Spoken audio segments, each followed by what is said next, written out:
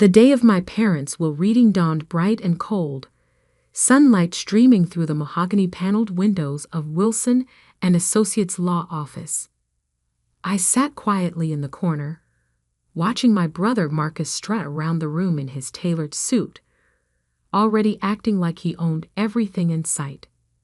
Which, if I was being honest with myself, he probably did. "Miss Sarah Bennett?" The lawyer's voice cut through my thoughts. "Are you ready to proceed?" I nodded, gripping the arms of my leather chair.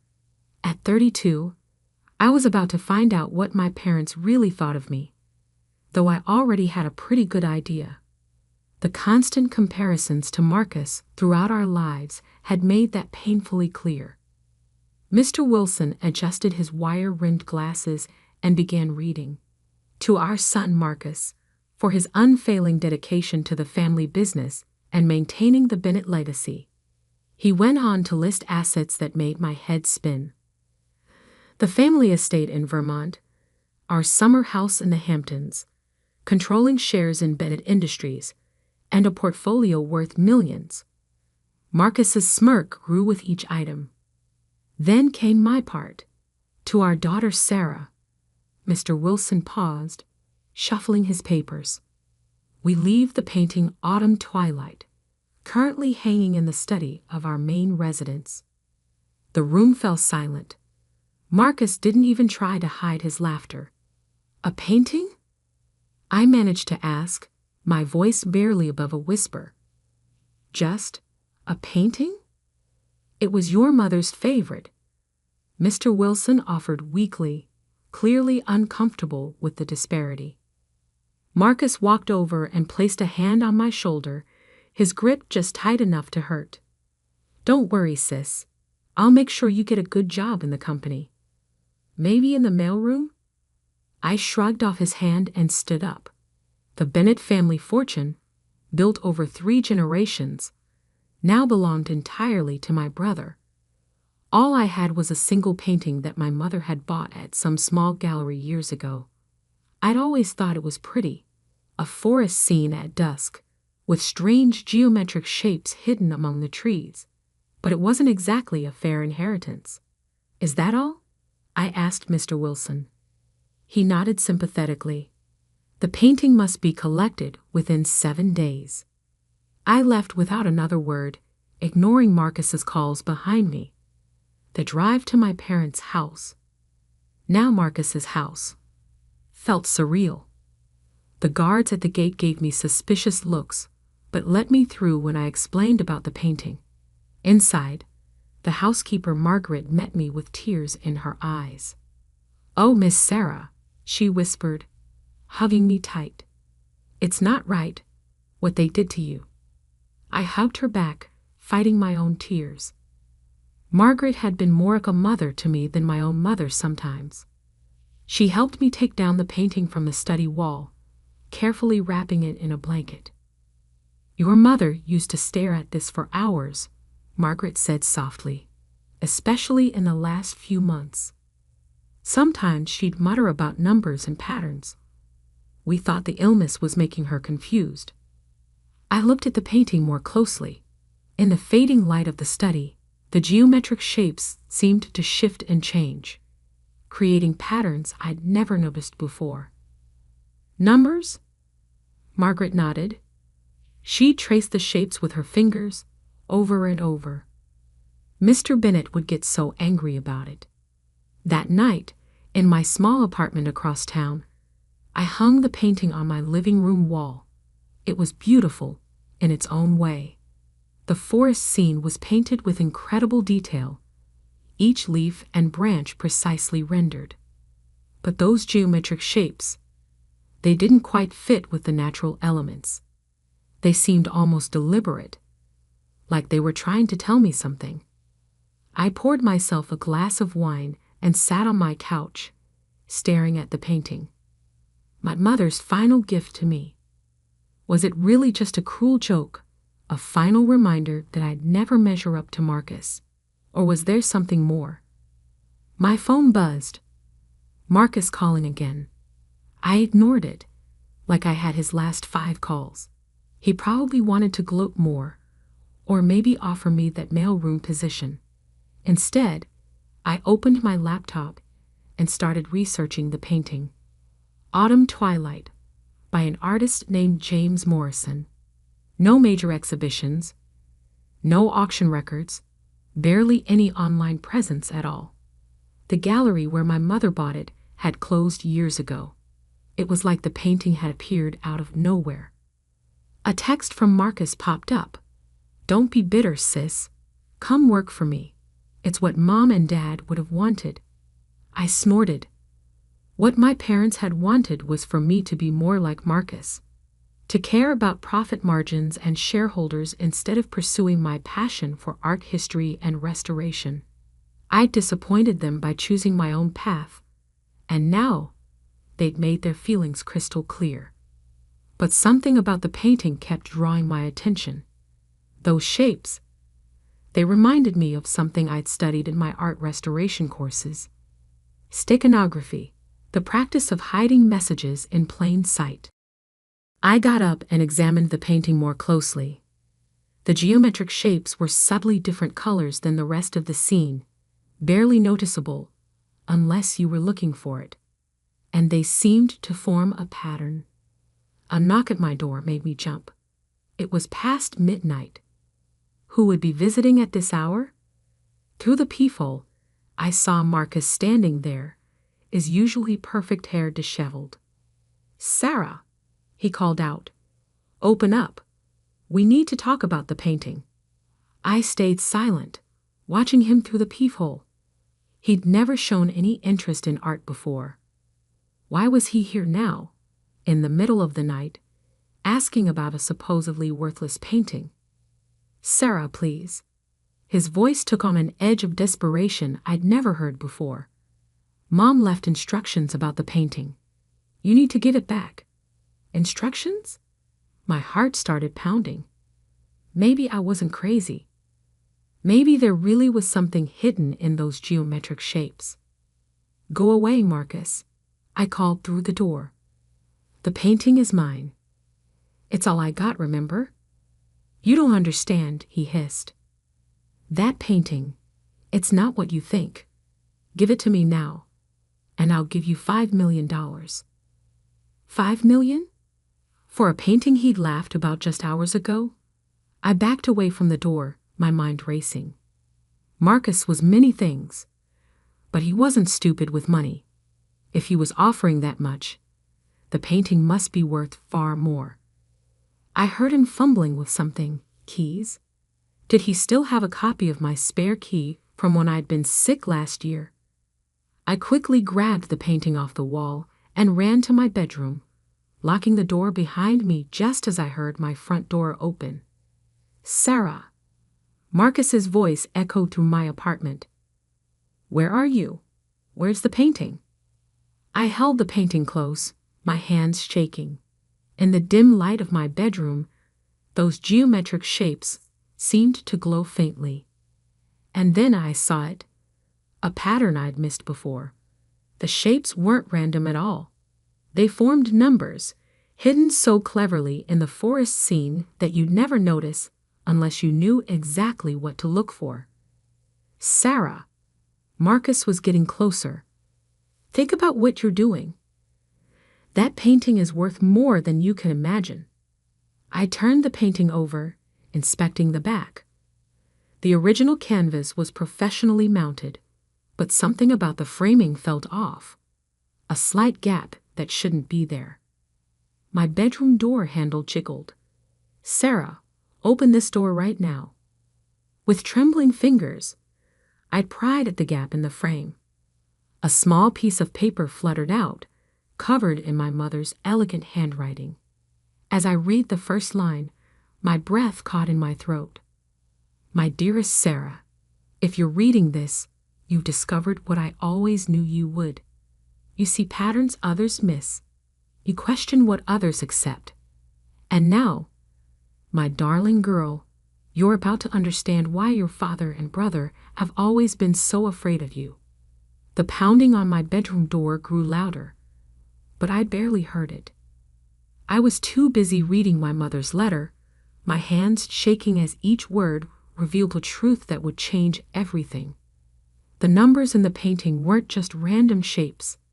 They were coordinates, accounts, and passwords to something that would shake the very foundation of Bennett Industries. And my brother, still shouting outside my door, had no idea that his perfect world was about to crumble. I don't know how long I sat there on my bedroom floor, reading and rereading my mother's letter, while Marcus continued his tirade outside. My hands trembled as I absorbed each carefully written word. The numbers in the painting, when combined with the access codes I've included here, will lead you to the truth about Bennett Industries. Your father and brother built their empire on stolen innovations, patents and designs taken from brilliant minds who trusted them. I was one of those minds, Sarah. And you, my dear daughter, were always meant to be my successor. A loud crash from my living room jolted me back to reality. Marcus had apparently gotten tired of asking nicely. "I'm calling the police," I shouted, already dialing 911. "Go ahead," Marcus yelled back. "I'll tell them you stole company property. That painting belongs to Bennett Industries." But I knew better now. The letter explained everything. How my mother had been a brilliant inventor in her own right. How she hidden her work in plain sight all these years. The painting wasn't just art. It was a key to a hidden database of evidence. "The coordinates will lead you to my private laboratory," the letter continued. "Everything you need is there. But be careful, Sarah. Your father and brother will do anything to keep their secrets buried." I heard Marcus's footsteps retreating, followed by my front door slamming. Taking a deep breath, I emerged from my bedroom. My apartment was a mess. Marcus had apparently searched every corner looking for the painting. But I didn't care about the chaos. I had work to do.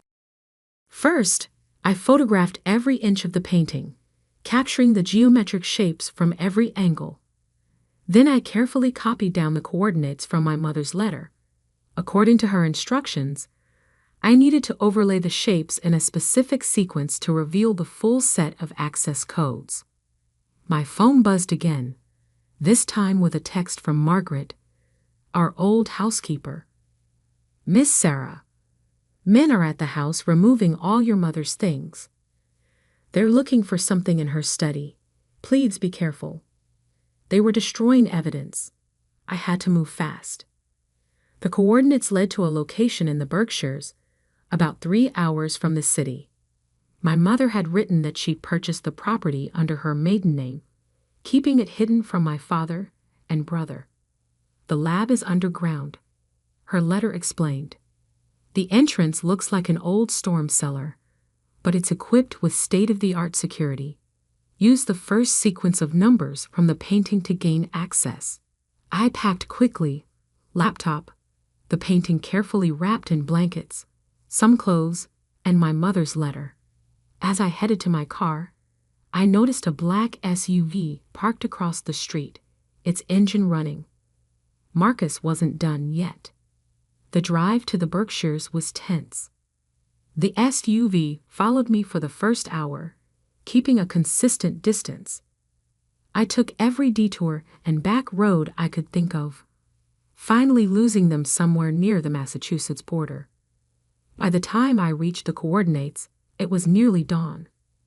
The property looked abandoned at first glance, just an overgrown field with an old farmhouse in severe disrepair. But as I walked the grounds, comparing the geometric shapes in the painting to the natural landscape, I realized my mother's genius. The shapes weren't just numbers, they were a map. The seemingly random patterns of trees and rocks matched the artwork perfectly. The storm cellar was exactly where the painting indicated. Its rusted doors looked like they hadn't been opened in decades, but when I input the first sequence into a hidden keypad, they smoothly swung open to reveal a staircase descending into darkness. Motion sensor lights flickered on as I made my way down. The temperature dropped with each step, and I could hear the soft hum of ventilation systems. At the bottom, another keypad waited. This time, I needed to use the second sequence from the painting. The laboratory that emerged from the darkness took my breath away. It was like stepping into a different world. Pristine white walls, advanced equipment, and rows of computers humming quietly. But what caught my eye was the wall of patents and prototypes. Dozens of innovations that I recognized from Bennett Industries products, but with one crucial difference. They all bore my mother's original signature. "Oh my God," I whispered, moving closer to examine them. These weren't just similar to Bennett Industries technology. They were the originals. My mother hadn't just been a passive observer in the company. She had been its hidden genius. A familiar voice behind me made my blood run cold. "Impressive, isn't it?" I spun around to find my father standing in the doorway, looking exactly as he had the day he died, or at least, the day we thought he died. Marcus stood beside him, a satisfied smirk on his face. "Did you really think your mother was the only one who knew about this place?" my father asked, stepping into the lab. Though I must admit, hiding the coordinates in that painting was clever. "We've been searching for this facility for months." I backed away, clutching my mother's letter. "You're supposed to be dead." He smiled, but it didn't reach his eyes. Sometimes the best way to find something is to make people stop looking for it. Your mother's death was unfortunately real, but mine? Well, let's just say it served its purpose. The will reading was a trap, I realized. You wanted me to find the painting. "We needed you to leave us here," Marcus explained, moving to block the exit. "Mom changed all the security protocols before she died. We couldn't get in without the codes. And now," my father said, advancing slowly, "you're going to help us destroy everything in this lab. All evidence of your mother's work will disappear, and Bennett Industries' patents will remain secure." But they had made one crucial mistake. While they were talking, I had been backing toward my mother's main workstation. Her letter had mentioned an emergency protocol, a sequence of numbers that would activate something she called the Clarity Protocol. "Actually," I said, reaching behind me to input the sequence, "I don't think I will." The lab's lights suddenly shifted to a pulsing red, and a computerized voice announced, "Clarity Protocol activated. Broadcasting evidence to all major news outlets and regulatory agencies. Deletion impossible." My father's face contorted with rage. "What have you done?" "Mom called it her insurance policy," I said, feeling stronger with each word. "Every piece of evidence in this lab has just been transmitted to hundreds of secure locations. Patents, proof of theft, fraudulent documents, everything. Bennett Industries is about to face some very uncomfortable questions." Marcus lunged forward, but it was too late. Alarms began blaring, and the lab's security systems activated, sealing all exits. We were locked in, together with the truth that would destroy their empire.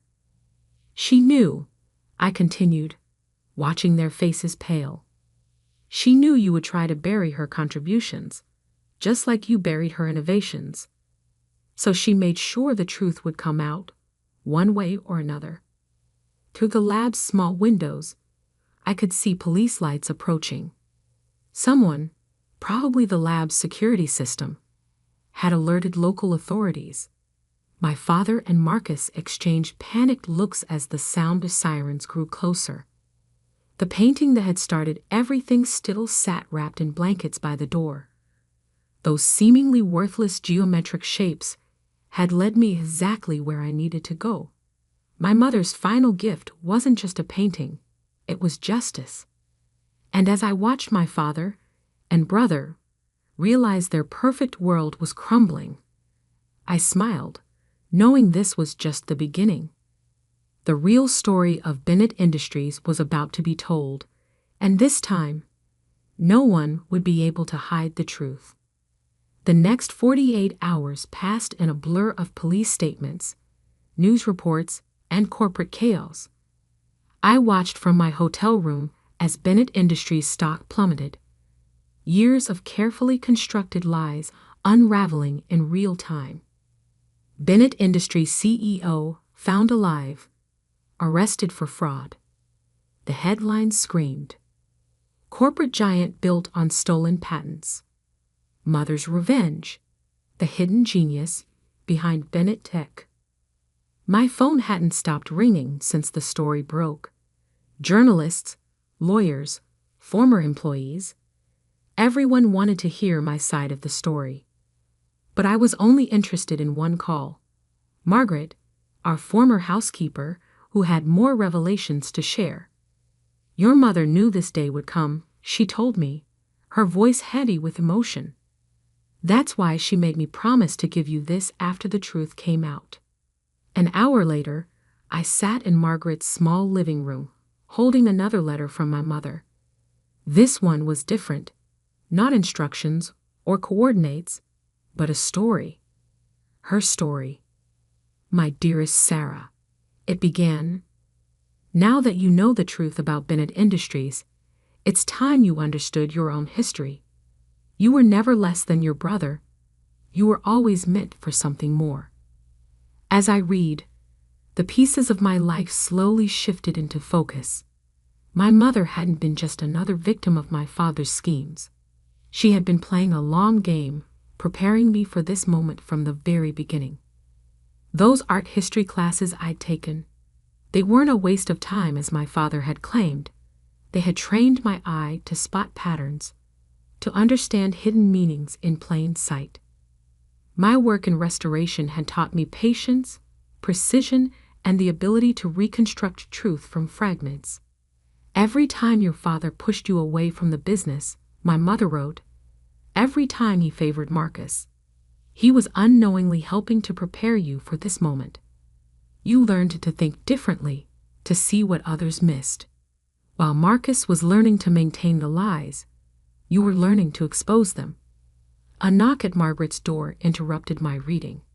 A woman in a crisp suit stood outside, holding a briefcase. Ms. Bennett, I'm Alexander Chen from the SEC. We need to discuss your mother's patents. The next few hours were a crash course in just how extensive my mother's preparations had been. She hadn't just documented the stolen patents. She had continued inventing, working in secret in her underground lab. The painting's coordinates had led not only to evidence of past theft, but to innovations that could transform the industry.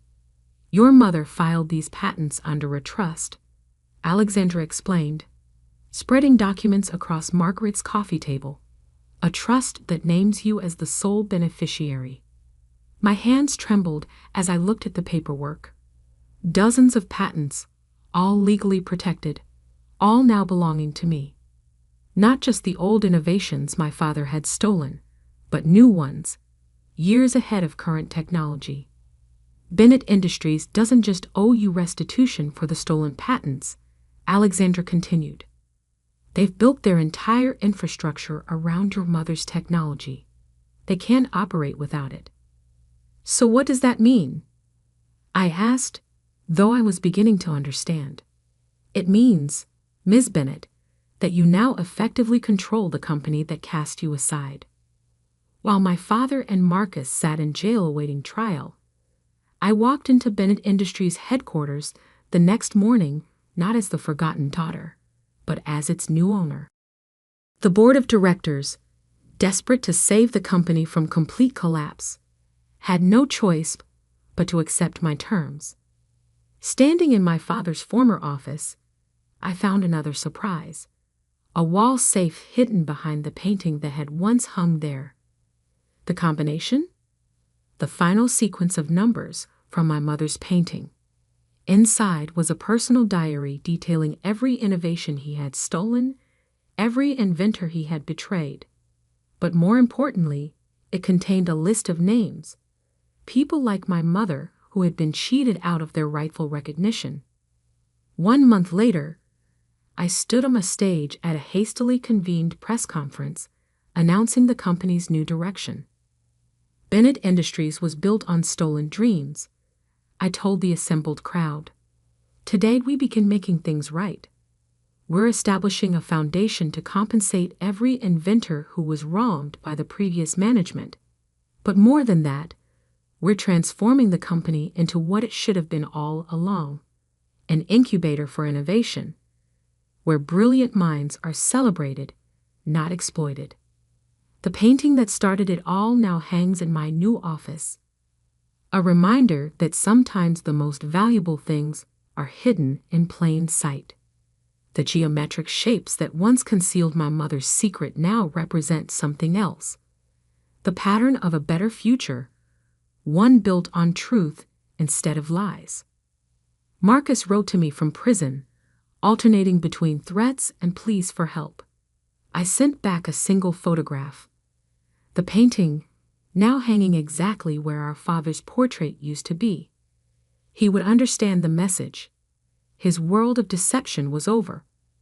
My father maintained his silence, but it didn't matter anymore. The truth he had fought so hard to bury was now his legacy.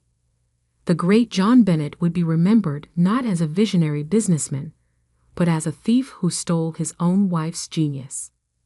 Late one evening, as I was preparing to leave the office, Margaret brought me one final letter from my mother. This one had been timed to arrive exactly 1 month after the company's transformation began. My darling Sarah, it read, if you're reading this, you've done more than just expose the truth. You've begun to rebuild from the ashes of deception. I never wanted you to inherit a corrupt empire. I wanted you to have the chance to build something honest, something worthy of your heart. I traced my fingers over her handwriting, feeling closer to her than ever before. The worthless painting had been anything but worthless. It had been the key to everything. More than that, it had been my mother's way of showing me that I had inherited something far more valuable than money or status. I had inherited her vision for a better world.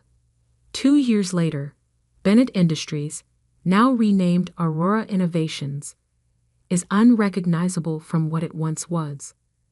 We've become a leader not just in technology, but in ethical business practices. The foundation has helped dozens of inventors reclaim their stolen innovations, and our incubator program has launched countless new careers. The painting still hangs in my office, its geometric shapes now a familiar comfort. Sometimes, late at night, I could swear they shift slightly, as if my mother is still there, leaving me new patterns to unravel, new truths to discover. But the most important truth was there all along, hidden in plain sight, just like those numbers. Success built on lies will always crumble, but success built on truth and justice will stand the test of time. Marcus was released from prison last week. He sent me a message asking to meet, to talk about rebuilding our family. I haven't responded yet. Some patterns, I've learned, are better left unchanged. Instead, I spend my time focusing on the future. The company hosts an annual innovation fair where young inventors can showcase their ideas without fear of theft. Last year's winner was a young woman whose story reminded me of my mother. Brilliant, underestimated, but unwavering in her vision. As I handed her the award, I saw my mother's painting reflected in the glass trophy. The geometric shapes seemed to dance with approval, reminding me that sometimes the greatest inheritances aren't the ones we can hold in our hands, but the ones that transform us from within. The worthless painting had given me something priceless. The truth about my past, control of my future, and most importantly, the chance to ensure that no other brilliant mind would ever be silenced or stolen from again. And that, I know, would make my mother prouder than any fortune ever could.